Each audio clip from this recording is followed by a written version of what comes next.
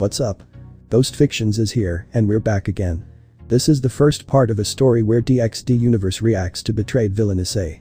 The Multiverse, a place where several stories, several tragedies and several happy endings for one familiar character, that being Issei Hyoudou. Issei Hyoudou, a man known for his kindness and ingenuity.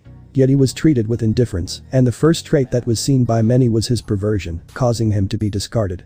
They assumed that no matter what they did to him, Issei will forgive them. But everything has their limits. He eventually catches several of the girls cheating on him with his younger brother, a few perform their duties too much, causing him to become devastated and depressed. His parents did little to stop them, he eventually left with several people. People assumed that he would just let it go. Seeing this, a higher being decided to bring them in, seeing that they needed to see what Issei would do to them. They needed to know who was in control of their fates and who can end them if they wanted to do so. But before we start, please consider subscribe to the channel and give this video a like. Don't forget to check the description for more information. Now, let's get into part 1. The being watched everything. He was a yellow-haired bipedal being with armor on his face. He held 2 light blades in his hands. There was a Mandalorian helmet on his face, as he had a cloaked face. Oh great, not again, I am sick and tired of dealing with morons. The entity frowned his head, he already had his hands full on a separate audiences, and now he will be having to deal with another cast. Additionally, he also had to deal with a different broken universe, where things are not supposed to be the way it is normally supposed to be. Betrayal always did garner some of his interest, but when he least expected it, is something he never liked. This was true for the world he was witnessing right now. He saw that majority were barely affected by what had happened. He knew that one of the people along with several others were present of that world. So RageRevan, what will you do now? The one that spoke to him was a cute young girl with long black hair down to her hips and black eyes, gray in the anime. Her ears differ from a normal human's as they have pointed tips, although her long black hair makes this feature difficult to notice. Her dark gray eyes have reptilian slitted pupils. I am bringing them in, they need to know the consequences of their actions. Speaking of which, where are Great Red, Lilith and Issei? Office looked at him and spoke emotionless. Lilith is with Issei, well Bakaret is talking with the other Isseis, although, if it wasn't for you bringing us, things would have gotten worse. Office's tone changed into a tone full of interest, but I never expected there would be other universes, some good, some evil. I am glad my Issei is good. Like I said, Office, the multiverse is very big, endless if you may add, the only limit is your imagination. Regardless, should we bring them here? Office nodded as she spoke. Should I let Issei and the others know? RageRevan nodded in response as Office finally asked. So which universe we begin with? RageRevan looked at Office and spoke. We will start strong, a universe where the worst has happened to Issei, thanks to his brother, and this caused a cataclysm. Fear is the only language some people learn. The Office had to agree with this. She knew Issei may not like this, since them being here only brought back bad memories, but she had no choice in the matter. She knew that Issei was well aware of some of the Issei's pasts, and was angered by the injustices they have faced. I see, I will let Issei know of this. I will come back soon. Office teleports out of there, leaving RageRevan alone. He takes a deep breath and decided to bring the people of that world here. A few snaps later, the guests are brought in. From a certain blonde's experience, he made sure to depot them so that they don't try any funny business with him. Among them were the 4 Satans, the Gremory family, Ria's Gremory, Sona Citri and her peerage, along with Issei's peerage, the Phoenix family, the 4 Seraphs, Irina Shidu, Azazel, Baraquiel, Shemazai, Penemu, Tamiel and Valerie Volley, Lucifer and her team, Auden, Thor and Vider. They were all stunned as Azazel asked. Where the hell are we? The rest of the guests look around to see what seemed to be a movie theater. Ria's and her peerage looked at a creepy looking figure that had a smile. Hello, Ria's Gremory and her band of sluts. The entity spoke with a mocking tone. As Ria's and her peerage got angry at this, even her family was equally mad at this level of attitude. Some of the guests tried to use magic, but they were unable to do so. Others tried to bring out their sacred gear, but they failed to do so.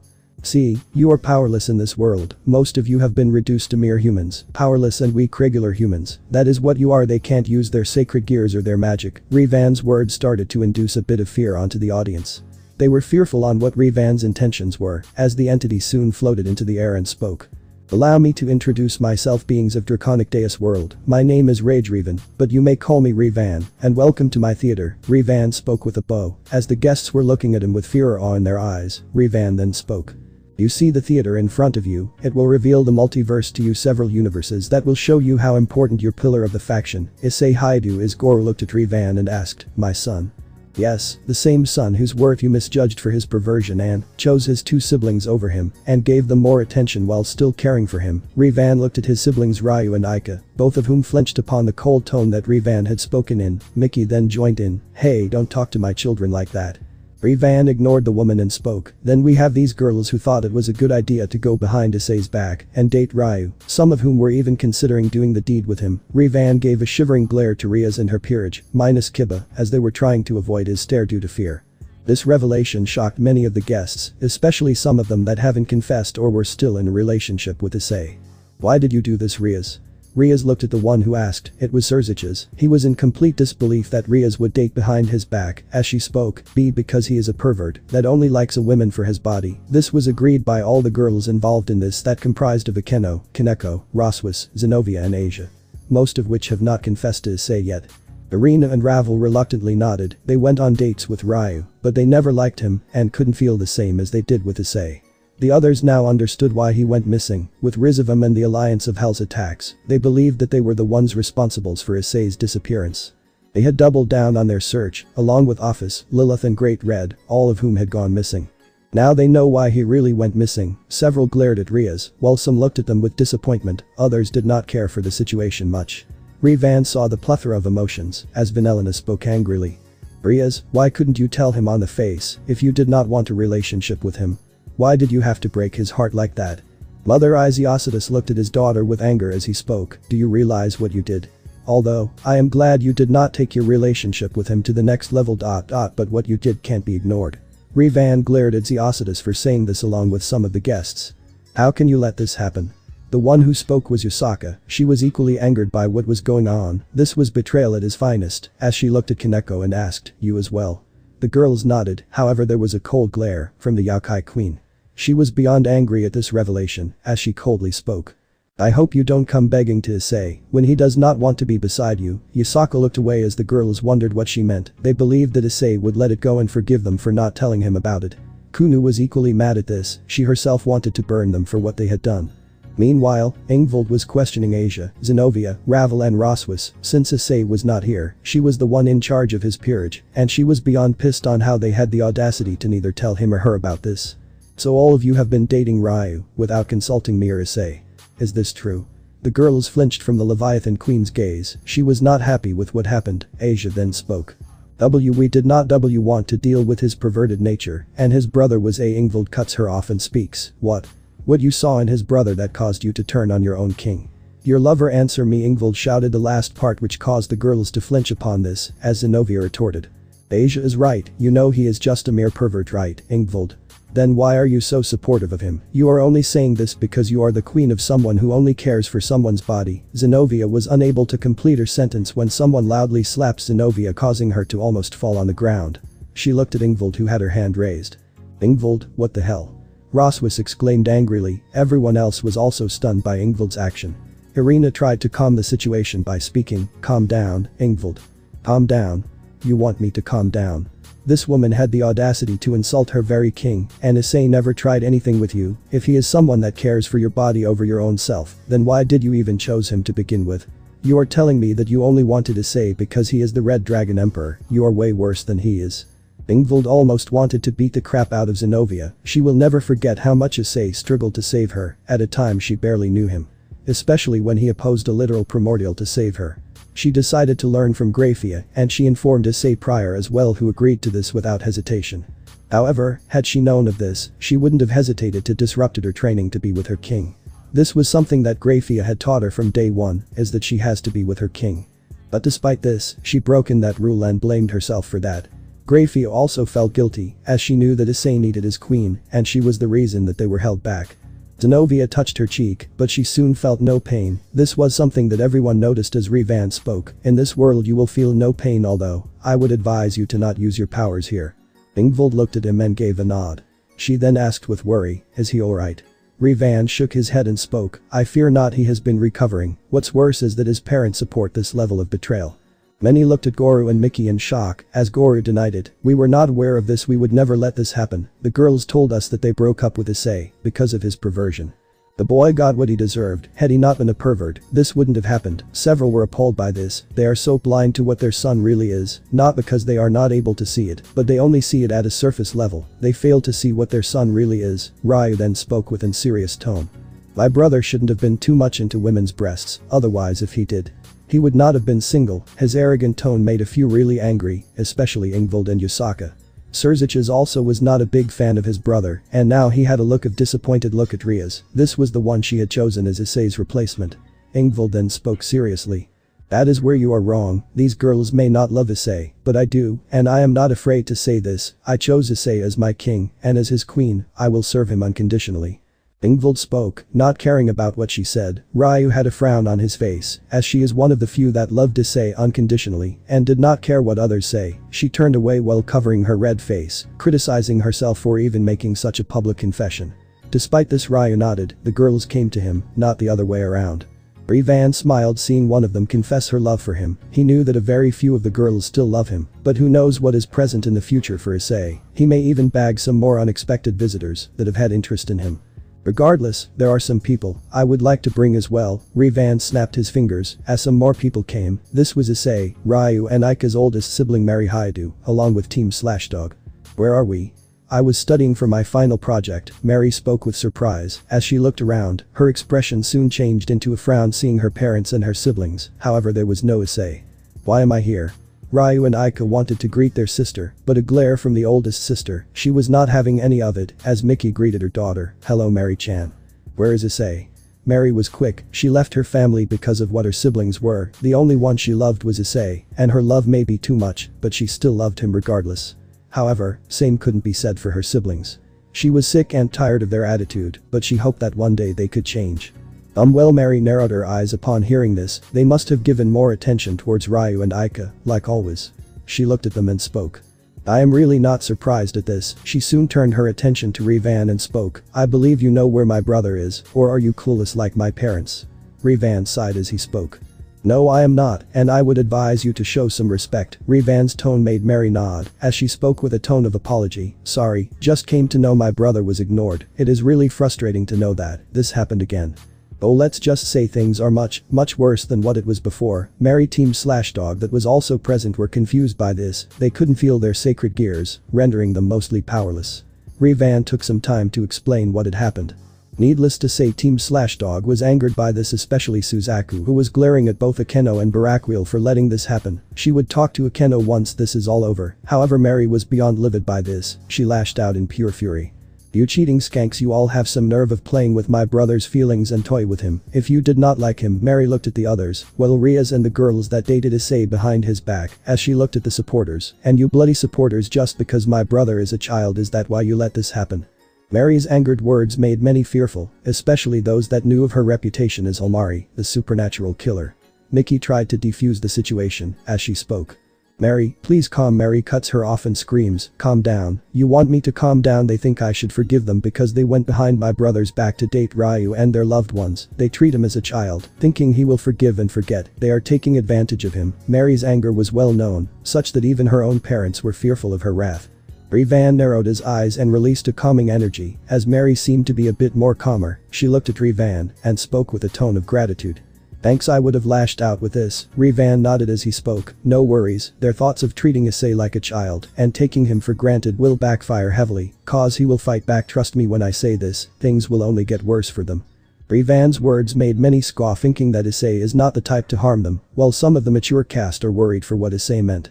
Oh, worry not, you will see exactly what happens when you push Issei's patience, and when he strikes back, cause if he wanted to, he can do some serious damage to the factions. RageRevan's words made the mature ones even more worried. However, some of the cast scoffed at this, with Kuroka speaking.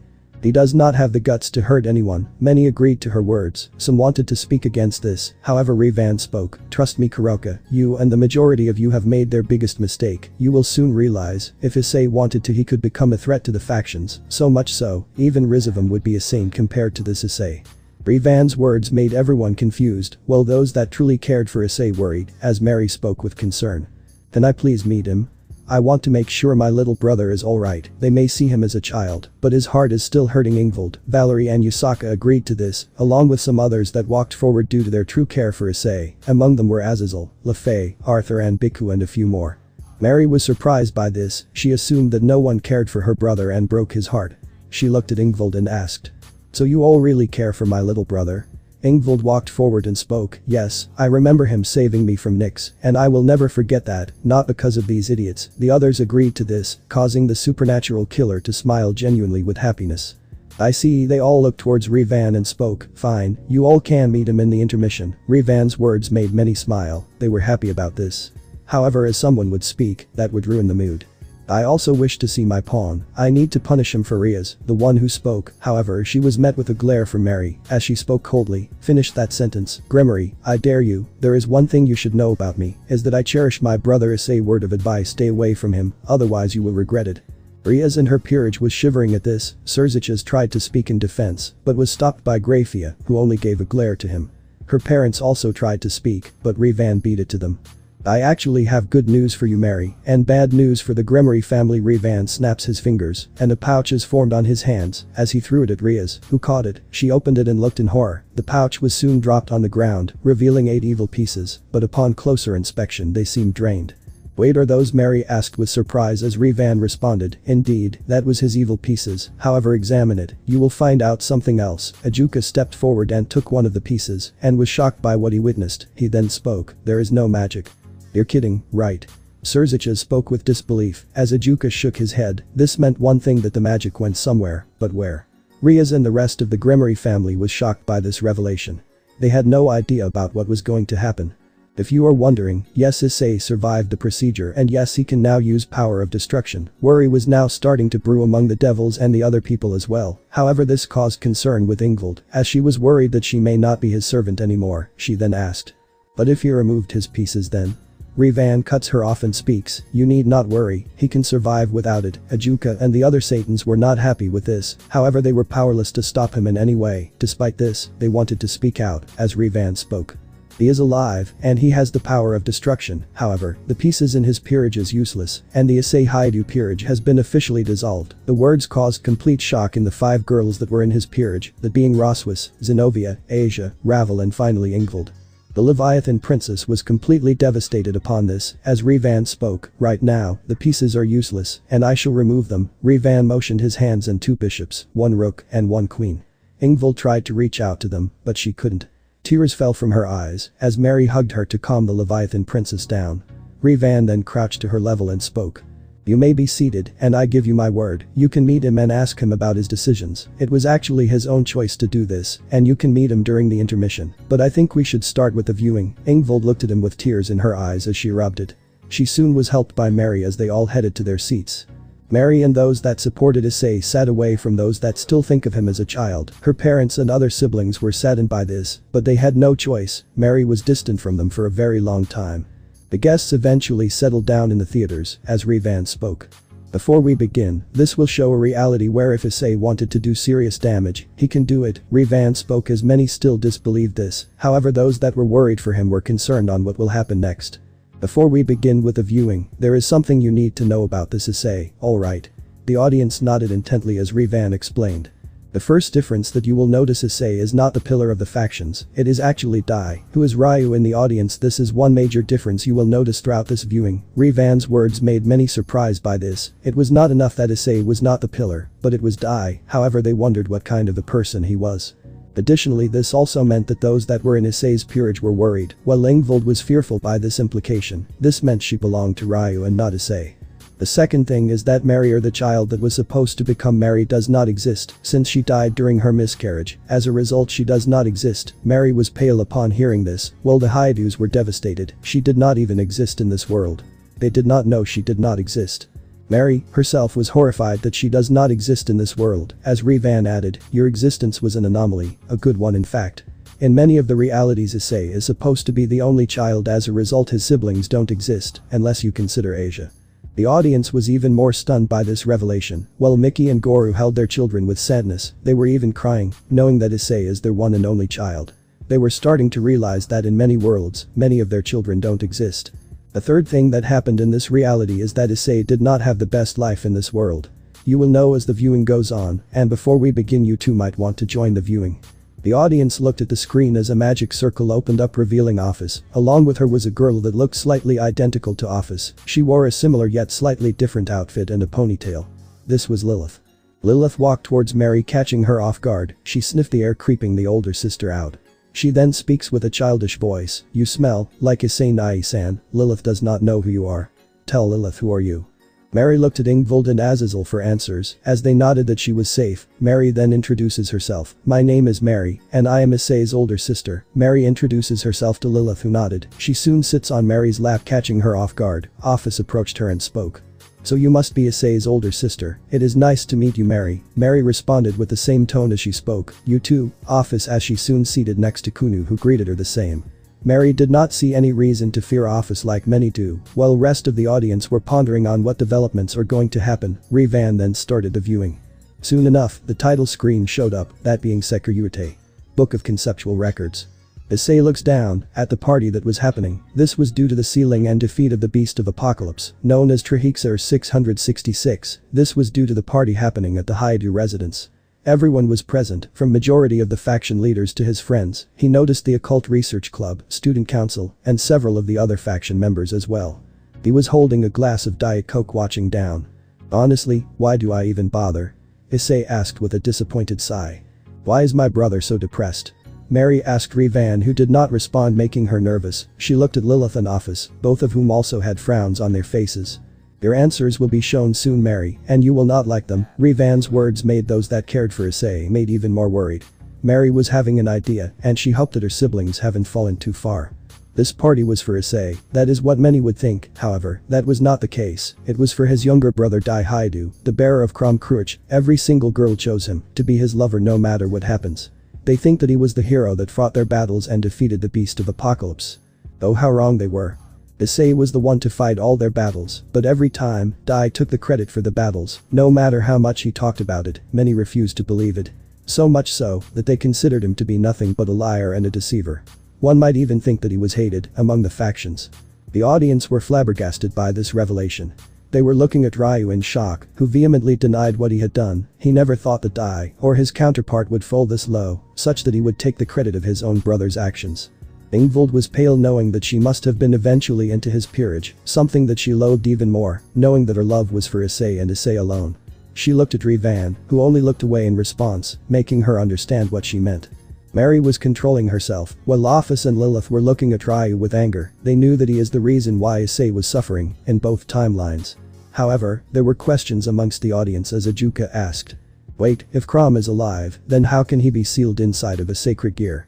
This question was considered by many of the guests, as RageRevan responded, simple, Drag, Albion and Vitra were not the only dragons that got sealed inside of a sacred gear. There is another dragon that will surprise you who is sealed, and this time, Aika is the one that wields that gear. Me? Aika asked with a surprised tone, as RageRevan responded, yes you are, and that sacred gear will be shown in this viewing. The audience was even more excited by what they are going to witness, as the viewing was being played. Furthermore, Dai and his friend spread an infamous rumor of him being a pervert. This caused his life to worsen even more. No matter where he was, whether in the human world or the supernatural world, nobody listened, nobody accepted him, and hated him even more. So he is not a pervert. The one who spoke was Kaneko, clearly surprised by what was being shown. Ryu was shocked by his counterpart's malicious intentions. The girls came to him, while he accepted them, knowing that they must have been sick of Issei's perverted attitude. The other girls were also stunned by this revelation, which meant that almost all the girls that are in love with Issei were in love with Dai, which some of them did not like. Yes, and he would have been perfect, right, Shirin? RageRevan spat with a cold tone, making Kaneko shiver. She was worried since Issei clearly was different, and she willingly fell for his brother despite this. The audience clearly viewed Dai as a selfish and misogynistic brat who only cared about himself, while those that supported Issei were clearly livid at Dai's actions and with their counterparts, especially Yasaka and Azazel, both of whom were disgusted at their counterparts. Except for a very few people. One of them was Drag, his only best friend. Initially their relationship was platonic, but eventually they became close friends. Drag was so much trusted that he revealed his secrets to him. The trust was more than his own family. At least Drake is with him, Azazel commented as the audience agreed with this, while those that were in Issei's family looked down with sadness, minus Mary who seemed to be happy with this. She had heard of her brother's exploits and was extremely proud of him. She often talked to him whenever she was free, and although Issei hid the supernatural from her, she also decided to not talk about it. Lately she had not talked to him and was going to call him once her work was done, but then she teleported here. She was not happy when she heard of what had happened to him, and had it not been for RageRevan, she would have blown up completely. The other was Nyx, the primordial goddess of night. One might even think that they are lovers, or at the very least those who know about him, that being only Drake and a few others. She had faith in him more than anyone else. It was because of his desire and determination to save Ingvild from her clutches that made her fall for him. This made Nyx jealous. She never had anyone save her before. However, what happened next angered her to no bounds. Ingvild, like the rest, was, unfortunately, manipulated by Dai into thinking that he was her knight in shining armor. As a result, she hated Issei, which nearly caused him to fall into despair. Nyx was arrested. She last saw Issei having a look of complete sadness. She looked at him in the eye before teleporting away. Ingvild was beyond disgusted at this version of herself as she exclaimed, "Are you kidding me? How can she be this delusional?" Mary and the others themselves were disgusted by this iteration of Ingvild as well. Her anger was justified. It was all because of lies spread by Dai and Riaz. She fell for it, just like Yusaka and Valerie themselves did. Both Yusaka and Valerie were horrified by this. They couldn't believe that their counterparts would fall for a disgusting liar like this. The trio of girls glared at Riaz, knowing she was known for such deeds, who shivered sensing the glare of the three girls. "It seems like you are known to do this in many realities, fucking bitch." Some of the Grimoires glared at Mary, who was the one to say those words, but Mary could care less what they think. Others were looking away with shame from Ria's actions. Mickey and Goru were also looking down due to what this world's Ryu known as Dai did, while Ryu himself was beginning to realize what kind of a person he would have been had he let this happen. After a while, he started to visit her in secret without anyone detecting him. And since nobody would know of his disappearance, since many refused to care where he went, he managed to sneak in and meet Nyx. During their fight, Issei noticed her jealousy, which he realized it later, as he wanted to ask her about it. When he got there, however, he was surprised by a hug from the primordial goddess. She had magic seals all over her body to prevent her from escaping. Moments later, he reciprocated the hug, and they both had a nice conversation. There, he realized Nyx was always alone. Not even her brother Erebus visited her. He never truly understood why she kidnapped Ingvild, but he assumed that because she wanted someone to talk to. Wait, don't tell me. Azazel was surprised by this. He never thought that this level of development would happen. This meant that, as RageRevan only spoke, "Yes, Azazel, yes, Nyx has fallen for him." The rest of the audience were surprised, while those like Ingvild, Yusaka, Lefay and Valerie became jealous. While the other girls became appalled and fearful, especially now that Nyx has started to have feelings for him. Those like Irina and Ravel were heavily saddened by the reality of what happened. They now had lost Issei completely, as they knew that Issei has already left the factions. Now, they do not know what Issei thinks for them. This was included by the Hyoudou family minus Mary, who were fearful knowing what Nyx's reputation was like. They were worried for Issei, hoping that she does not intend to harm Issei. Mary was uncertain about having a primordial goddess as her potential sister-in-law. The faction leaders were concerned about Issei associating with Nyx. They only hoped that she does not join her. This included Team Slashdog and many others of the factions as well, with Kuroka being included. However, Valerie team were slightly happy for Issei, minus Valerie and Lefay, but they were worried about Nyx attempting to harm Issei, knowing that their last encounter was aggressive. But I don't understand, what does she mean by lonely, and does this consider our Nyx as well? The group looked at the one who asked, and it was Sona, who was silent. She did not approve of what Riaz did, especially when she came to know about it. She assumed that Issei knew about this, but not like this. She assumed they came to a proper understanding, however she knew nothing about this. Now that Issei left the factions, she was concerned on what he would do next. She could only hope that Issei is on talking terms such that she could hope to make him see that she is not a threat to his life. The rest of her peerage were having similar thoughts, with Yunshiro being completely unaware of this and was disgusted by what Riaz had done. But he also knew that Issei was not the type to take revenge. However, with the recent events, the peerage became concerned with what Issei was going to do next. Host, the Grimoire girl betrayed a dragon. I would advise you and your master to deal with Drake's host really carefully, since those that have survived betrayal become changed men, so be careful, a voice advised Saji as he responded. I understand. Vitrajin Shiro looked at Sona and decided to discuss on such events later on during the intermission. Sona looked at him and understood what Junshiro wanted to talk about her, as she motioned that they will talk later. The reason is because this Nyx lived in the darkness with her brother Erebus, however he and many of those she had created abandoned her as time passed, she was lonely and she did her actions in her world. RageRevan spoke while pausing the viewing. Many felt bad for Nyx, which included Ingvild as well, who was a bit fearful of her, but now she felt bad for what Nyx went through, as RageRevan continued. However, in your reality, the answer for your second question is yes and no. Yes, because Nyx went through the same things this version did, and no, because her intentions were not because she needed a partner, it was because she wanted Ingvild controlled or eliminated. Due to her wielding a sacred gear that can control dragons including dragon gods, she was part of the Alliance of Hell. The splinter organization that was made to deal with other threats and eliminate the other beings known as anomalies, but you all knew that, didn't you? Especially with their current goals. Sona nodded as she pondered on the developments that would happen next. Others also wondered on what this showed, as she then asked. Does that mean the Alliance of Hell does not exist? RageRevan shook his head and responded, indeed, in this world it does not exist, it never did since Hades had no reason to create this. But why? Azazel asked with a tone full of surprise as RageRevan spoke. That will be revealed later on. The audience were not happy with the answer, but they understood that the viewing will show them what is going to happen. RageRevan continued the viewing. When it was time for him to leave, Nyx did not want him to go, but she understood that they would come to know. Issei made a promise of visiting her again, and perhaps one day freeing her, which made her blush. She was happy to have someone that she will talk to, and over time, they started to share their secrets.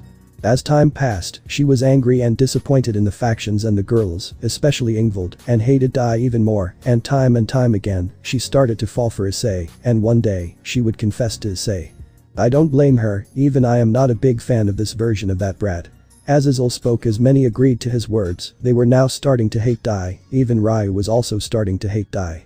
Issei became depressed, he still couldn't find a way to free her, without her being tracked by the factions or worse, getting her injured or killed. Despite this, he refused to give up. Partner, the boosted gear manifested as a dragon spoke, his best friend Drake. I know Drake, no matter what I do, I can't find a way to free her, but there has got to be something that should be helpful in a way. Try using the Book of Conceptual Records, your other sacred gear, Drake suggested with a bit of hope. What book? Valerie asked with surprise. She knew that Issei only wielded the boosted gear. Many others like Azazel and Ajuka were also curious, and not just him, many others were curious as well. The Book of Conceptual Records was a legendary and mythical book. It was a book with a brown covering, with golden embroidery surrounding its edges. It had the symbol of God on its spine, which was gold in color. Both the front cover and back cover had additional gold embroidery which looked like a planet on it. Issei summoned the book. He looked at it in amazement. He found this book while he was away for a mission. Nobody knew of this, and the gear accepted him without any problem, as if it chose its new wielder. Once opened, the book had the records of every sacred gear, up to date, including the undiscovered ones like Nereid Kiri or Alpheka Tyrant, which he had never heard of. This also included the Longinus, as well as other sacred gears, known. In addition to that, it also allows the user to create any sacred gear he so desires. He tried this with Divine Dividing, and lo and behold, 2 wings had came on his back, which performed the same way the regular Divine Dividing would do. He could even alter the gear and remove any and all limitations, allowing him to use the gear to their fullest potential. Michael was stunned by this revelation. His eyes never has seen a sacred gear like this. Even the other seraphs looked at Michael, with Gabriel asking, "Brother, what's wrong?" "Gabriel, I have never seen this book in my life. Did Father make this?" Michael asked to her. None of the seraphs had any idea. They never saw them make this. Then how did this book manifest, and who was the one who designed this? He had a feeling that the biblical God must have made this, or someone higher must have made this. But who? RageRevan was quiet knowing who was the one that made this book, but he decided to reveal this much later. If the Red Dragon Emperor can wield this book and with his current constitution, then Michael looked at Raphael, who had asked, then he would be one of the strongest Red Dragon Emperors. No, he would become one of the strongest beings of all time. Michael's words made many worry on what Issei was going to do. It would be no surprise that this Issei would turn on their counterparts given their actions. They had many questions. In other words, he can clone the said sacred gear and use it to its full potential, without the original user being able to sense, or the heaven system detecting its presence. This was great for the factions not finding out about this sacred gear. Issei theorized this sacred gear to be beyond Longinus tier. Anyone who wielded this was almost akin to a god. He is not wrong on that one. Azazel spoke, to which Mary responded, indeed, he could copy any sacred gear, undiscovered and discovered. The thought of my brother using all Longinus would be game-breaking. Mary's words made many worry and fear on what Issei intends to do. Nothing, Drake, nothing, I got nothing, Issei spoke in a tone full of sadness. Mon partner, you never gave up fighting against Tragedies, you never gave up fighting any of your former foes, why you are giving up now? Drake cheered his host up. Wait, he defeated Tragedies? Surziches asked incredulously, as Revan spoke. Yes, he managed to find the sealing spell of the biblical god and master it, allowing him to recreate the seal. It took him days and weeks of work, but he succeeded. Several were proud of this Issei's actions, which included Mary as well. Those that loved him blushed, knowing that Issei this genuinely wanted to save them, but they soon became saddened knowing how he was treated. Others were starting to fear this Issei and his potential. Drake remembered that aside from Nyx and himself, Great Red and Office trusted him as well. They were able to see the reality of Issei Hyoudou. Office even went so far as to help them see, but nobody trusted her. She eventually gave up as well. I can see my counterpart doing this. Office agreed with her counterpart when she heard concept. Issei's story, she was angry at the factions and did not blame this Issei's actions of wiping out the factions. Lilith agrees too. Lilith responded in agreement as Mary saw Lilith as her younger sibling like she does with Issei. Issei started to rack his brain. He always found a way to defeat his foes, but everyone only saw Dai to be their savior. It then clicked, he had to wait for the right opportunity. However, he refused to help the factions ever again. They were never grateful to him to begin with and only insulted and humiliated him. They are on their own, and when they have to deal with a bigger threat, Issei will not help them, never again. Unless he has something to gain in return, no more selflessness. I don't blame him for this attitude of his. Biku commented. He hated his counterpart for treating this Issei so badly such that he now was angered by him, as Revan spoke.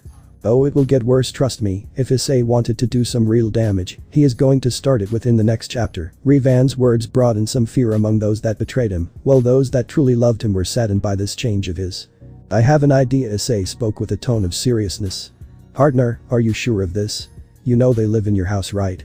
Drake spoke with a hint of concern. Indeed, we are not helping them. Let Dai do it himself. I no longer will help them ever again, unless I have something to gain. They are on their own. Let's see how far they get, Issei declared, with a cold tone. The audience did not seem happy with this change, but they couldn't blame Issei for having such a cold attitude. Drake could only watch his host with surprise. The boy that once helped the factions was gone, killed by the same people he protected and cherished unconditionally. He also was not a big fan of the factions either, and he could not blame him for having that thought process. But what is your goal now that you don't want to help the supernatural faction? Drake had asked after declaring with conviction. I desire peace if anything, and it does not matter if innocent blood needs to be filled. I never achieved peace because of my brother twisting the story, making the whole world think like I am the bad guy. People like them are not worth protecting, Issei responded with conviction. Oh dear, I am not liking where this is going, LeFay spoke with concern, to which her brother agreed as he responded. Judging by what we and our counterparts did, he has finally lost his patience and is now leaving us for dead, Arthur responded as Tobio added, and our counterparts will be suffering the consequences of our treatment towards him. I pray that we are not on his hide list, Lavinia commented. She was worried on Issei's intentions towards her and her team. She hoped that she and her team are not on his hide list. Regardless, even if we were, there was nothing we can do, Kauki Samajima spoke, earning some people in the audience to start fearing this Issei. Things were only going to get worse for here on out. But we cannot judge people, buddy, especially when we ourselves are not perfect. Drake spoke with slight sadness and anger in his voice. Issei looked at him and responded. As long as humanity exists, hate will also exist. Love ends when betrayal begins, and I have always experienced an endless stream of betrayal. No matter what I do, I am always the bad guy to them. Issei spoke with anger. He no longer felt sad for his past with them, but now he was angry. You are willing to change the world even if it stains your hands with innocent blood? Drake asked in a serious tone. Drake, I no longer desire to do good things, but I desire to do great things. Issei opened the book. He saw the information of every single sacred gear, which he could replicate and use it for himself. He would have broken out Nyx a long time ago, but this would make her hunted, and he did not want to risk her life. This is just the beginning. You all will have your opinions changed if Issei wants to. He can do some serious irreparable damage to the factions. The audience were pondering on what Revan was trying to speak, however some were worried on what is going to happen now. He was going to make the factions release her one way or another. This was one of his new goals. In that case, the Red Dragon Emperor is with you, best buddy. Drake spoke with a tone of happiness. Issei smiled at the gear as he closed the book and desummoned it so that no one could see the book. Thank you, friend, I know you will be by my side, Issei spoke with a genuine smile. Before getting up and heading to his room, he will find a way to do so. Even Drake decided to work with him. You know things are bad. Albion was the one who spoke. From his sacred gear, Valerie herself was worried on what Issei plans to do with her. This is something that was worrisome even to the other guests as well, all of whom were starting to have a bad feeling about this. Now the scene we're going to see will take place after the events from today, alright. The audience nodded as the scene started to play in the screen. Some of the audience hope that the factions have realized the error of their ways. 1 year has passed since the events of the sealing of the beast. There were the 3 heroes. They were Issei Hyoudou, the youngest of the Hyoudou children. He looked just like his older brother Issei, however, unlike them he was fair-skinned and had shorter hair. He wielded 2 twin gauntlets, called Crescent Moon gauntlets, that housed the soul of the strongest evil dragon Crom Cruch. The second one was Issei Hyoudou, the younger sister of Issei. She was a beautiful brown-haired girl, with wavy long-length hair. She also had a huge chest, as well as a pretty face. One might state that she had a lot of similarities in terms of looks when compared to Issei. She wielded the Chaos Talon, a blue talon that covered her entire left hand. It almost felt like the whole weapon covered his hand. The audience were stunned by this revelation. Not only was Crom sealed in a sacred gear, but Tiamat as well. This was too shocking of a revelation. What's worse is that Ika was the one wielding her sacred gear. Ika and the rest of the Hyoudous themselves were stunned, which included Mary as well. She couldn't believe that both of her siblings had a sacred gear. She did not want her family to be also having sacred gears, as she was worried on Issei having one when she heard from the news that Issei was the Red Dragon Emperor. Regardless seeing his achievements, she was happy that he was fine and protected. Now that her more arrogant siblings have one, who knows what will happen. She could only hope that they don't get the 2 sacred gears. So now you see, Tiamat was also sealed into a sacred gear. RageRevan was the one to spoke. The audience were stunned. RageRevan paused the show knowing a discussion was going to happen. The mentioned dragons Crom and Tiamat were alive and well, unlike their counterparts that are dead. Ajuka then asked. Does this mean that Tiamat still holds her grudge against Drag? Ajuka asked, remembering full well on how much she hated Drag, as RageRevan spoke. Indeed, she hates Drag and has been using her hosts to hunt Drag's host. Additionally, Drag's hosts had to deal with the combined efforts of both Albion's and Tiamat's hosts, which caused many of them to become stronger than what they were in your timeline. Hell, even Belzerd and Elsha have killed their Tiamat's hosts, much to her anger.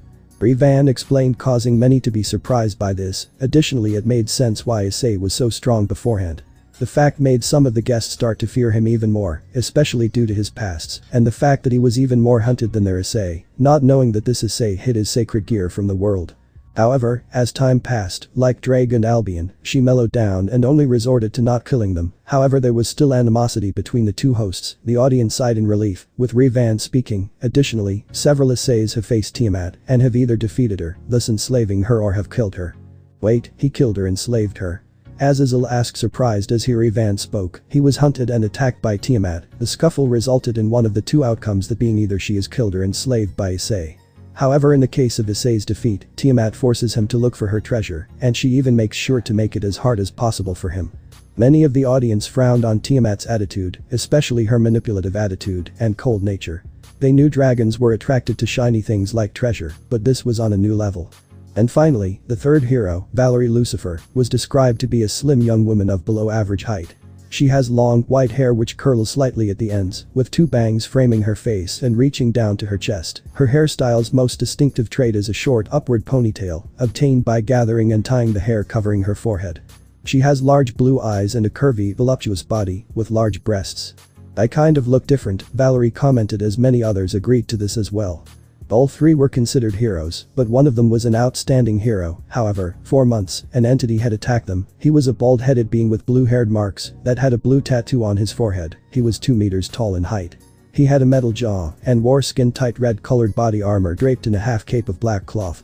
Though he seems intimidating from what I am hearing, Azazel spoke, as Surziches and the other leaders noted the threatening being that was mentioned, as he asked, will we be seeing him? Soon enough, RageRevan responded. The entity had decided to judge one of the seraphs of heaven, that being Gabriel, for the sins she had committed. None of the angels under her could stop him. He judged her in the name of her father. He used one of his abilities to completely traumatize her, causing her to have a lifeless look. Many didn't understand whom the entity talked about. In the aftermath, Gabriel was completely traumatized. She often used to scream in what seemed to be many as pain and fear at random times. It was not due to the fear of the man, or fear itself. Several wanted to look for him, but he was never seen again. Gabriel was pale on what this man did, while Michael calmed her down. Uriel and Raphael were worried on this entity's next move. Oh dear, how was he even able to do this? Michael asked with horror, to which RageRevan spoke, all will be revealed later on. Let's just say, this is only the beginning of several misfortune events to come. RageRevan's words made many of the guests nervous as they wondered what was going to happen. At least not until 2 months ago, where he attacked members of Team DxD, leaving several injured, some even hospitalized. Many assumed Dai would be able to stop him, but he failed to do so. Furthermore, the man used a trick that turned Ingvild singing against Dai or anyone that was dragon or have dragon-based sacred gears. As a result, instead of helping them, it instead hurt them, which the entity seemed to be enjoying a lot, especially when Dai was suffering. In the aftermath, Ingvild realized that her singing actually was harming her friends, causing her to stop using it, since now she and many others deemed her sacred gear to be dangerous. This caused a great blow to her morale, because she loved singing. Ingvild was shivering that the entity went after her as well, while Valerie and her team along with several others were concerned for Ingvild.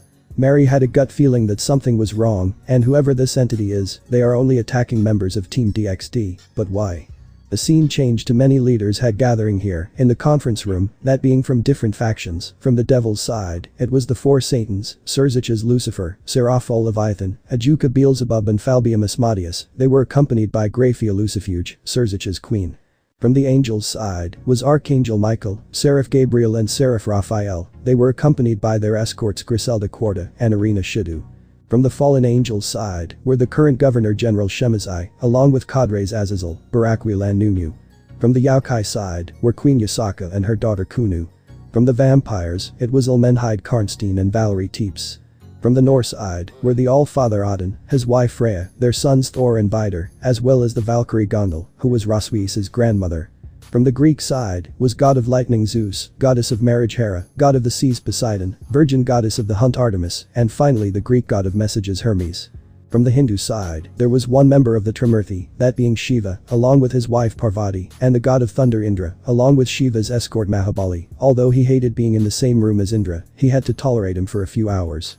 And finally from Team DxD were the current leader Dulio Jesualdo, Michael Joker, the sub-leader Sun Wukong, first generation, along with Ria's peerage, Sona's peerage, Sikvaria's peerage, Saraerg's peerage and finally Dai's peerage, with Tobio Ikusa's Slashdog team, Yulong, and Valerie Vali Lucifer's team.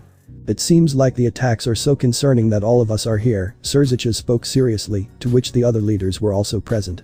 The fact that this entity was able to do whatever he did and got away with it is quite concerning, Michael added. Even Azazel had to agree with what Michael and Serzich's had to say. They only hope that their counterparts are not so foolish and know on how to stop him, even if they have to convince Issei and Azazel know what his demands are.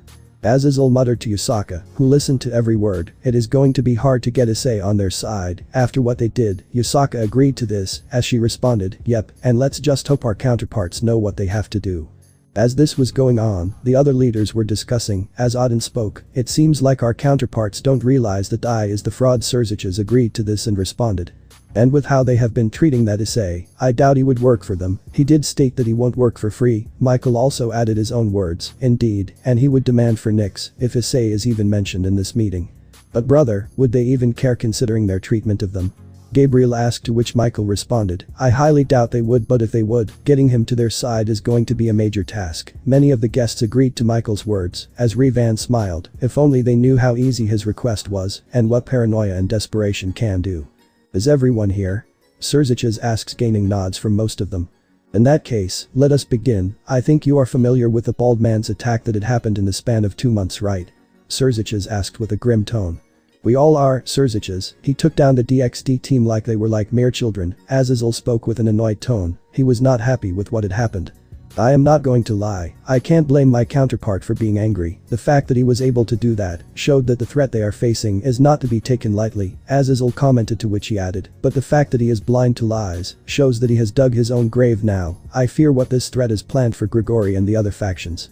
Azazel's words made those from Grigori like Barakwil, Shemazai, Penemu, Tamiel even more worried and a little bit fearful, along with those from Team Slashdog, all of whom were fearing what that entity wants to do with them. 1 is coincidence, 2, that's an attack. Zeus gritted his teeth in anger, he then banged his table and shouted. If he attacks another time, we might lose someone important. Zeus looked, earning looks of shock and surprise.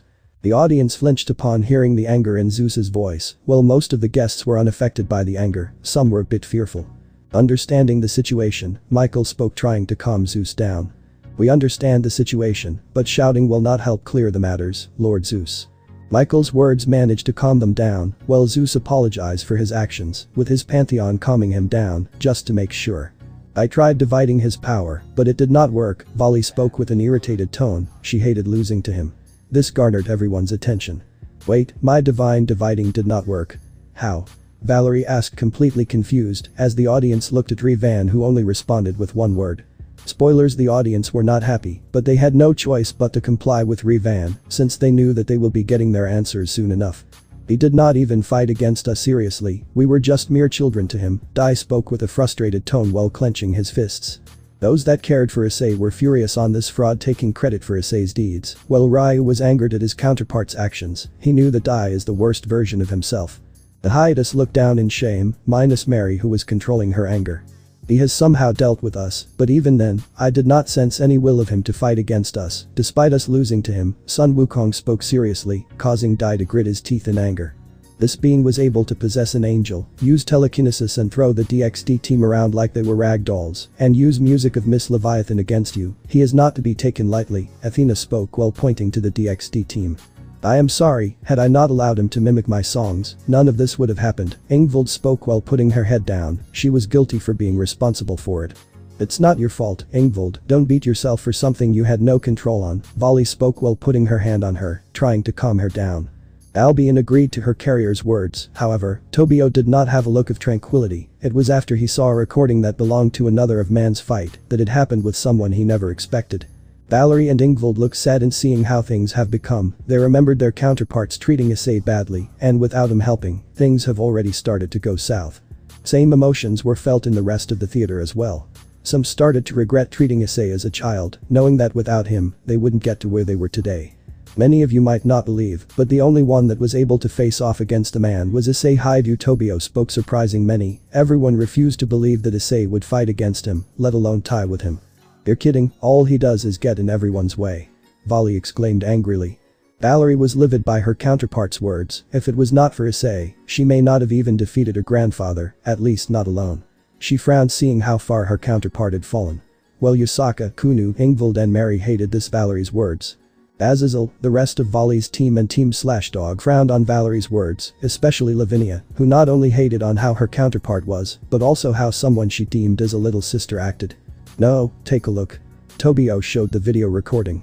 Everyone looked at the recording that Tobio had played on the video player, as they saw Issei himself face off against the man in the recording.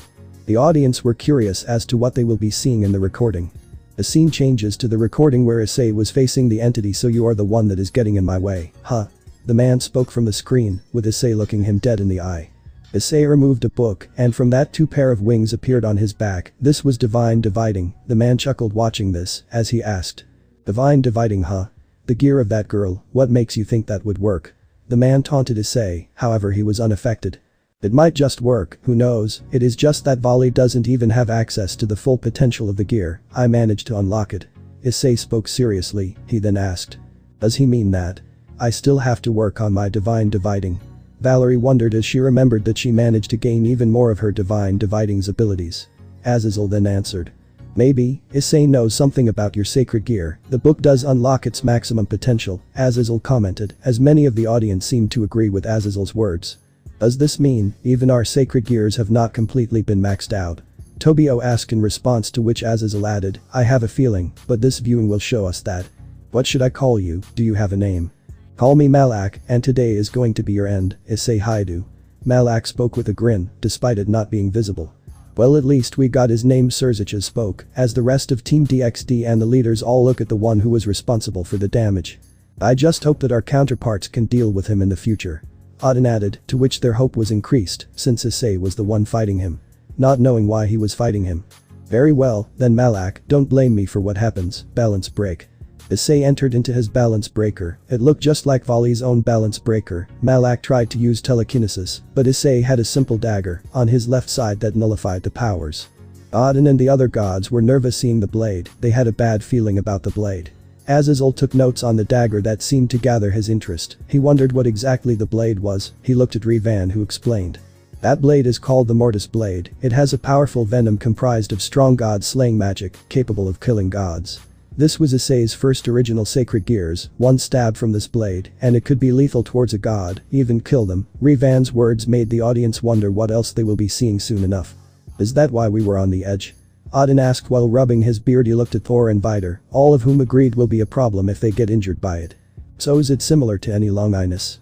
Ajuka asked while taking interest in the blade as Revan gave a nod and responded, yes it is, this is one of the sacred gears, there are more personally created by Issei. The audience were now even more interested at the blade. They wondered what more sacred gears this Issei is going to develop. Damn it. You have that blade. That gear counters my telekinesis. Malak shouted angrily, as Issei started to use divide on him, he started to lose his power. Issei went towards Malak as he used a red blade to fight off against Issei, with the latter being surprisingly good with a sword, blocking most of the strikes and evading some of it with ease. He then slashed Malak, causing his grip to loosen. The audience looked at the fight, however some things seemed off about this fight, like the fact that this seemed more of a play than an actual fight, something someone would see in a sci-fi film. This especially included the smarter ones amongst the audience. Issei ended the fight with a kick as he dropped his blade. He was in his knees as Issei pointed his blade to his neck and spoke. Any last words?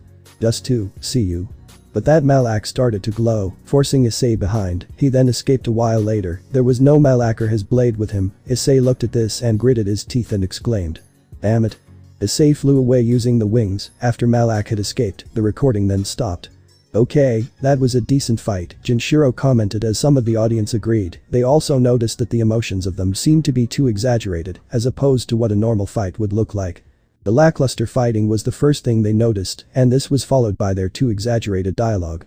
It just did not fit the situation in their eyes. Many were shocked seeing this, however several were angry, especially Vali, Albion and Dai. Dai assumed that he should not deserve this power, while Albion and Vali were angry due to him having copied divine dividing to defeat him. When they failed to do so. Damn him, Vali shouted angrily. Her aura was radiating throughout the office as Azazel shouted in response. I know you are mad, Vali, Albion, but please calm down, there is nothing we can do, it's all in the past. Vali looked at him and calmed down moments later. She took a deep breath and gritted her teeth while trying to control her anger. She was not happy with what happened. I'd be also unhappy, but it is the fact that you see him as such a worthless being, despite him doing so much for you. Valerie spoke with disdain for her counterpart, as many agreed to her. The guests were also angry at Dai for being assuming that he does not deserve this level of power. Even Ryu himself was angry at his counterpart. Sure, his brother was a pervert, but he did not deserve this level of treatment. Even the hiatus were angered by this level of treatment. It was no wonder he did not want to help them in any way. The factions were disgusted by their counterparts. They couldn't believe they would act like that. And that, my fellows, is just the beginning of how Issei gets treated, and it will backfire. You will see an example of one happening in this viewing. The audience grew increasingly worried on Revan's words, as they knew that things will be getting worse.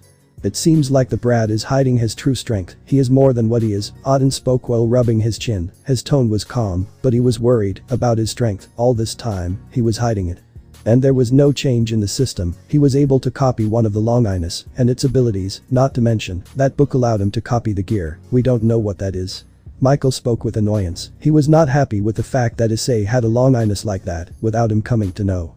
Michael frowned seeing his counterpart act like that. He wouldn't never do like this with the Issei in his world. The other Seraphs and Arena were saddened seeing what was happening. But despite this, some found the recording to be off, especially those that were smart, like Elmenhide Karnstein, Ajuka Beelzebub, Sona Sitri, Seraphol Leviathan, and Azazel. Even Tobio and Athena were put off by the fight, as they knew that both of them seemed to acting and were very good at it as well. Not to mention, everyone noticed the book seeing it for the very first time. Is it just me, or was this a sort of an act? Ajuka thought. Well, both of them did not change their places when they fought. Seems like my counterpart had a feeling just like we did. Ajuka spoke as Seraphol spoke with a tone of agreement. You're right on the mark, although I wonder how my counterpart is going to treat Issei-chan. Either way, I will be sending Grafia to fetch Issei. He should be here in a few minutes. Hopefully. Serzicha spoke with a serious tone. With the latter leaving the room, the others could only wait for him to show up. That disgrace of my brother hid his real strength from me. I will make him regret it. Dai thought with anger and hatred. All he could do is wait for him to show up. The audience was angered by Dai trying to hurt Issei. Several were glaring at Ryu, who was his counterpart, as he was confused by what was happening. The Hyoudou family were aware of the supernatural, thanks to what RageRevan had done when he used Issei's family against him and Asia. Ryu was fearful and angry, fearful because of what is going on, and angry because of his counterpart's deeds. It felt like his worst traits were magnified thanks to this reality, and he hated every single moment of it. Does Dai often do this? Mary asked Revan, to which he responded, yes, and you will soon see how far he is willing to go to make his life as miserable as possible. Fortunately, Ryu does not have malicious intentions, but he is still an arrogant being who did not consider his brother's feelings and assumed that he would be forgiving. Unfortunately, he is not. RageRevan looked at Dai as Mary glared furiously at her brother. Ryu then asked, "Marry me, I." "Don't, Ryu, don't defend yourself. A part of me is glad you are not like Dai, but that doesn't mean you are forgiven. I went away because of your arrogance, and it seems like even after all these years, you still haven't changed. Just stop." Mary looked away. She had a bit of tears in her eyes, but it soon went away. Her family was messed up to begin with her little brother Issei being the only one she loved. Lilith and Office both were annoyed by Ryu's actions. Ryu was looking down in sadness. His own sister wants to be away from him, and he is not the only one. Aika and the rest of the hiatus also look down in sadness. They are starting to lose their daughter completely. The Grimoires consoled them during this tough moment. Well, they could only hope Mary could mend her relationship with her family. The scene changes to Issei sitting on the roof of the residence. He looked at the mortis blade. It still needed to be worked upon. It was a sacred gear that can kill gods. He then spoke. "I need to work on this. The gods are known to have strong vitality." Issei spoke in a calm tone. He then remembered the camera that was present. Signing, he wondered how the factions would react when they found out about this. "So many would want answers from me. I can imagine what will happen, especially with them." Issei spoke coldly, and the word "them" was spoke with disgust. "Wouldn't blame him for his hatred." Mary spoke looking at her brother in sadness. He seemed to be a shadow of himself. She remembered on how happy he was whenever he talked to her, and she was saddened seeing him change. She wanted Issei to stay away from the factions if they still treated him like a child. Moments later, a magic circle appeared. It was Graphia Lucifuge. Seeing him sitting on the roof, he gave a cold glare to her and asked, "What do you want, Graphia?" "Hyoudou, the faction leaders have asked you to come to the meeting." Graphia spoke with a serious tone as Issei scoffed and responded. "If I don't come, then what will you do?" Issei spoke with a mocking smile. "Then you give me no choice." Graphia was ready to bring him by force. Issei sighs in response as a book comes in hand. "I can make a sacred gear that will siphon your powers away, and I can use it for myself. You will be powerless without them. Not to mention I can create another gear that can do same thing Malak did to the Seraph if I wanted to." Issei spoke in a cold tone as two claws appeared. He was ready to fight. The spider-neutral look. Graphia had beads of sweat. She remembered the hallucinations that Malak put Gabriel through. She had a slight fear of what Issei will do to her. Graphia was fearful. This Issei was clearly malicious and will not hesitate to take her down if she gets ahead of herself. She did not know the extent of his power, and that alone feared her. She had tears falling down from her eyes, seeing how cold and ruthless Issei had become, as he was ready to torment her if she tried to provoke him. "Don't tell me he won't do it right. He won't do it right." Surziches was the one who asked in horror. He looked at RageRevan, who responded, "I told you, this Issei is not the one you know. He has coldness in his heart and will fight back and will do serious damage to anyone that gets in his way." Surziches was heartbroken hearing this. Someone who had been almost like a little brother is acting like this. Even his family shared the same emotion, horrified by what he had become. The rest of the audience were horrified by this Issei's actions, however they had a feeling this was just the beginning. Issei then remembered that this could be one of the ways he could free Nyx, but at the same time, he has to be careful. He did not trust any of the faction leaders, and they can try to remove the book of conceptual records from him. "I need to make some security systems to the book. Let's see how the factions will remove them from me," Issei thought with a mocking grin. He looked at Graphia, who was worried on what Issei will do to her, as he spoke. "Let's get this over with." Issei spoke with a cold tone. He dispelled the book and the gears and headed with Graphia to the meeting room. The Grimoire family sighed in relief. However, the foreboding feeling that Issei was ready to harm them showed that this Issei is cold and ruthless. The scene changed to the meeting room, where all the leaders in the room heard two footsteps approaching them. Dai hid his annoyance with a fake smile, while some gods looked at him with curiosity. Issei looked at the scene with no interest. He looked at the floor, wanting to go home and work on the mortis blade. It still needed some work to do so. The factions frowned at the coldness of Issei. He already had coldness and malice in heart. They hoped their Issei was not the same malicious being. Aside from that, they hated Dai being the pillar. He did not deserve to be their pillar in any way. "Thank you, Graphia, for bringing him here." Surziches spoke with a smile to his queen. With the latter nodding and leaving, he turned his attention to Issei, who was not interested in even looking at them. "Brother, have some respect for the leaders." Aika spoke, clearly annoyed by her brother's attitude. The leaders were appalled by his disrespect. They were speechless seeing his attitude. While some of the guests present were angered by this, however they kept it in, knowing full well that they can't disrupt the meeting. Issei did not bother to hear his sister's voice, as Azazel spoke. "Boy, we need to ask you some questions about Malak. Will you answer them?" Azazel asked in a serious tone. "No." Issei responded while looking at the former governor general dead in the eye. You're not going to answer. Hyoudou, don't you realize how important this is? Sona spoke in a serious tone. You want me to answer, huh? What do I get in return? Issei spoke well, thinking that this would be his chance to put forward his request. Knowing him, he is probably going to ask for women, Rias commented, to which some of the people in the audience agreed. Some of the guests were angered by what was going on, as Kaneko added, once a pervert, always a pervert. Should have known he would ask for women, Akeno commented, which was starting to anger some of the guests even more.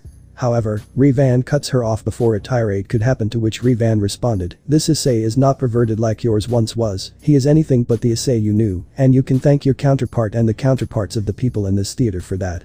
Word of advice, if you all keep insulting Issei, several of the Isseis in this theater will come for you and kill you, some of them hate you girls in every way, and nobody can stop you from that. Surziches looked at Rias with a disappointing tone, who was shivering from the warning Revan had given her. She wondered on what Isseis want her dead, and that alone terrified her. Even her Issei was stronger than her, and he could easily kill her if he so wanted to. This meant many others want her dead, due to them hating her in every way. She started to feel afraid of Issei for once. Similar emotions were present in the other girls that betrayed Issei by dating Ryu, while Irina and Ravel looked down in shame and sadness due to what happened. Kid. You have no right to demand us for information. Zeus exclaimed in an angered tone. He was about to get up, with Issei speaking with a chuckle. He showed no fear to the king of Olympus. Information ain't cheap. You want me to tell you about Malak, you need to give me something valuable in return. Well, I'd say he has us on the seats. Azazel spoke with sigh. He knew that the only way he can get this Issei to their side is by accepting his deal. He knew that they will have to give him what he wants. Although since this Issei is not perverted, he wondered what he wanted. Similar thoughts were present in the other leaders as they pondered on Issei's intentions. It is just that he does not want to help his brother. Asia spoke with a glare. She was not happy with what Issei had spoken, to which Issei smiled. You are right on that one, my dear foster sister. I am not going to help anyone till I get something valuable in return. And where the fuck is my Diet Coke? I ordered it 15 minutes ago. Issei shouted in annoyance. And he has his priorities straight, damn. Mary commented as she added to the situation of the leader's counterpart. They were not happy seeing Issei behave like this. The gently boy was gone, replaced by a cold, ruthless shell of his former self. Oh, why Diet Coke? I would prefer if he drank some alcohol, Azazel added to Mary, to which Valerie responded, I guess this counterpart likes Diet Coke over alcohol. Azazel shrugged in response as he spoke, to each of his own, I guess he really wanted a cold drink. Issei's words made many appalled by what he just spoke. Everyone was shocked by his attitude, while the leaders were embarrassed at the pillar of the faction's brother and his attitude. A few minutes later, a maid showed up with a can as Issei spoke with happiness. Finally, my Diet Coke. Some of the audience shared the same emotions as their counterparts did. If their Issei behaved like this, they would also be a bit embarrassed. Well, he got his drink, Biku commented, to which Valerie responded, yep, but don't let them hear it. Issei opened the can and drank a little to check its taste. He looked at them and spoke. Now we may continue with the negotiation, or should everyone go home, your choice. Well, Surziches spoke while rubbing his head, what is that you want in return? Let me think. I demand the release of the primordial goddess Nyx in return. Issei spoke with a smile. The drink really refreshed his state. The audience were surprised by this. They did not expect Issei to ask for her instead, as Surziches spoke with a tone full of surprise. That is actually not a bad request. If anything, it is much better than what I had in mind. I agree, and with this Nyx being different from our Nyx, and since Issei can keep her in check, she can easily become non-threatening, Michael added in response. As Auden spoke, he has feelings for her, and with her being with someone that loves her, Issei may finally be healed. The others present near them agreed with his words, while Azazel spoke, now I just hope our counterparts will agree with this. Yusaka and even the other agreed with Azazel. Now they hoped their counterparts and other leaders agreed with this. Despite this, Yusaka and the girls that really loved him were jealous of Nyx being in love with Issei, especially Ingvild, who was more jealous seeing that Nyx gained the feelings for Issei. I refuse. Zeus responded in a cold manner. He hated Issei's attitude, and Issei spoke with a shrug. Well then, you are on your own, with Malak. Asipums were heard amongst the leaders. It was really not a bad deal, and they screwed up. It was no wonder Issei hated them. We are done for, Yusaka commented. She had a feeling that if she continues down this path, Issei will not help them. Are you crazy? She will control Ingvild and attack us. Dai scolded his older brother, who didn't seem to care about the situation. Not my monkeys. Not my circus. That is the price for the information. Issei spoke with a glare. He hardly cared what happens to Ingvild at this point. Did he just make an Aaron Black reference? Azazel commented with surprise, as Tobio responded, I guess he did. Many of the guests wondered who this Aaron Black is, those that did understood the reference, while RageRevan smiled in response, as Kunu asked, who this Aaron Black is. Azazel-sensei. He is a character from a game like Mortal Kombat 11, and he is sort of a cowboy. You should check it out under the supervision of your mother. Kunu nodded in understanding as Yusaka looked at her and gave her a smile. If this game needed supervision, she will make sure of it. Those that did know about Mortal Kombat 11 knew that Yusaka will have her work cut out, since she will have to censor a lot of things. In that case, we can copy his memories to see about Malak. Dai spoke with fury, as Issei responded. Try it, brother. I can make a gear making me immune to memory siphoning. You only thought of that because you are surrounded, Dai taunted Issei, with a mocking smile. However, Issei was unaffected. Then go ahead, I don't think your harem of monkeys will stop you. Issei responded in a mocking tone, with Dai going ahead to do so, only to be stopped by Crom Cruich, who manifested in the gear. The girls that were and are in Issei's harem frowned at his attitude, since he completely hated them, while those that are in his harem were also saddened by this development of Issei. I really don't like this, Ingvald spoke with sadness, as some of the guests agreed with Ingvald's words. Don't do it. It's a trap, Crom spoke, warning his host from making a stupid mistake. Many were shocked by this, as Issei then spoke. It seems like there are some smart people in this room, Issei spoke with a smile, as Crom responded. Not to mention you are even hiding an ace up your sleeve. Crom spoke with a slightly worried tone. I was trying to sleep, but they had to ruin it, don't they? Crom Crouch, an unknown voice was heard. Those that knew of the voice were shocked, as Azazel spoke with a shock. You're the Red Dragon Emperor. Indeed I am, and before you ask, this is the original boosted gear, not a copy created by the book. Issei spoke with a smirk, as Riaz asked. But how? Why you only showed us your T twice critical? I saw no reason to show this to you, plus you never asked before. Issei spoke with a neutral tone. They never bothered to ask him about his sacred gear, since Issei's manifested during his fight against Rainer, but reverted to its twice critical form soon after the fight. Wait, none of us knew Issei was the Red Dragon Emperor. How does that make sense? Riaz asked in surprise, to which RageRevan paused the viewing and spoke. It was because he hid it from the rest of the world when he defeated Rainer months ago. His gear reverted back to its twice critical state, making it show that he was a weak human born with a weak sacred gear. It was after this, he tried his best to keep it hidden from the rest of the world now. Just imagine the power with his book this Issei has, now combine it with his current personality. The audience now started to fear this Issei. He clearly wanted to damage them and won't hesitate to do so. They knew that this Issei clearly had a bad past and may soon come after his tormentors, and they feared him even more. RageRevan replayed the viewing. Not to mention Dai took credit for beating the fallen angel, which made Issei lose Asia as well, as she saw Dai as her savior. Not to mention Ria supported Dai's claims, making Asia believe that Issei was just a perverted liar. That's right, Crow and Bat, my partner made the right choice of not telling you anything. Drake spoke with a serious tone. Mary and those that cared for Issei glared at Ryu for his counterpart's actions. They hated him even more now. Ryu looked down in shame for his counterpart's actions, while the hiatus frowned at his actions. Volley Lucifer connected the dots. If he was the Red Dragon Emperor, and if he never used his sacred gear in his fight against Malak, this meant that he was much more powerful than what he lets on. And if we add that book, then we are done for. Volley thought with fear, afraid of what Issei is capable of. She looked down upon him, and was worried on what he might do next. Since you have the gear, that makes you. Zeus was interrupted when Volley spoke. No, you don't understand, he never used the boosted gear in his fight against Malak. Volley spoke with fear, scared of what Issei was potentially capable of. He is way above all of us. Volley ended with a chilling message to everyone. They see Issei grinning maniacally. The desire of Volley to fight her eternal rival was gone. She is right, Valerie hated to admit, but she agreed by her counterpart's words. The fact that he can use any sacred gear including Longinus at their full power makes him way above a lot of people present. This included Shiva as well, who was strongest in the room. They started to fear this Issei even more. They hated their counterparts for messing with Issei for so long. That's right, with the book of conceptual records and the boosted gear, I am unstoppable. Ha ha ha ha. Issei laughed maniacally, with many looking at him with shock and fear, and watched this. Issei generated some fire, which when added cold, had no effect on the flames. The boosted gear has no limiter. Michael spoke with fear, looking at the monster in front of him. Everyone understood at what Issei is capable of. They were worried on what he might do next. He is also able to use Drake's flames, just like our Issei does the same. Flames sealed by my father. Michael spoke with fear, agreeing with his counterpart's words. Gabriel then added. I have to agree, he is truly unstoppable, and with his hatred towards us there is nothing we can do to stop this Issei. Gabriel spoke as the other seraphs were even more fearful. The others were also wondering what their Issei thought, and if he had the same intentions like this Issei, then they are done for. Exactly, Issei spoke with a tone of innocence as he continued, look, I just desire peace, that's all, but I can never have that because of him. Issei continued while giving Dai repeated glances, well, that was some meeting, I just want to live my life at tranquility, but I can't because you think I should serve you just because I wield the boosted gear and have the power to do so. Nothing is free, and you should know that. He is literally giving hints. I really have no words for my counterpart, Azazel spoke with a frown, as Yusaka and the other leaders agreed with it.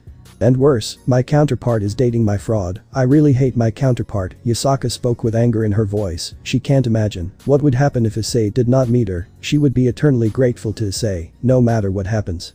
Issei mentioned the obvious present to them, many did not know what to answer, as Zeus spoke. You don't understand what's at stake here, innocent lives are going to die because of your selfishness, Zeus spoke while gritting his teeth, several of the leaders agreed to Zeus. Like I said, all you need to do is accept my offer, and the information is yours, Issei spoke with a smile. And to add it off, it is not even a bad deal, Tobio added his own words, as Suzaku responded, indeed, Nyx will be taken care of by Issei, and it is a win-win, both parties get what they want. But I doubt Zeus would even agree to this. Azazel added as he was disappointed in Zeus's pride, being the downfall in his actions. He is actually the reason why the events that will happen in this reality will unfold. Terrible events will be taking place, RageRevan spoke in response, to which many of the guests also started to worry on what events will happen. They also had fear in their hearts knowing that Issei hated them due to his past. And besides, there are people that have betrayed the factions. For more information, right, Azazel? Issei spoke looking towards Azazel and Vali, who both couldn't help but agree to his points. Look brother, stop your arrogant attitude and help us, Aika scolded him, to which Issei scoffed and responded, you are challenging me. Aika was fearful on what Issei intends to do with her. Additionally, the Hydas were also fearful on what Issei intends to do with her. Mary shook her head in disappointment, seeing her sister's attitude. Aika gulped in nervousness, her brother was not to be meddled with, Issei then continued. I have heard enough, stop this attitude, stop that attitude, well I will stop, cause you ain't getting anything from me, like I said before, not my monkeys, not my circus, your problems are no longer mine, you can do what you want. Issei headed outside, using a ring he had created that allows him to create portals. Is that one of his? RageRevan cuts off Azazel and speaks, yes. Although, we can't blame him for his new attitude, his cold nature is a product of our counterparts' actions, Hiroku commented as Sona agreed to it and responded, indeed, our counterparts screwed up and now they are suffering its consequences. Issei turned his head to the side and spoke with a cold tone, just let me know when you change your mind, K. You know what to do if you need the information. Issei teleported back, leaving several angry at what happened, especially Dai and Zeus, they were helpless, as Issei gave them a clear message. Either you accept my deal or suffer death and destruction. It seems like our counterparts are delusional morons, Issei is strong enough to keep her in check. All they had to do is accept his deal, just why Surziches spoke clearly frustrated by his counterparts' actions, he had to blame Zeus for his pride getting in the way of his faction. I agree, and worse, there is nothing we can do, we can only watch, as we soon see those terrible things RageRevan spoke about. Odin spoke, as RageRevan looked at them and spoke in a serious tone. Now let's get ready for the next viewing, RageRevan spoke in a serious tone, as the audience nodded, curious and fearful of the aftermath. That's it guys. Thanks for watching and supporting us. See you in the next part.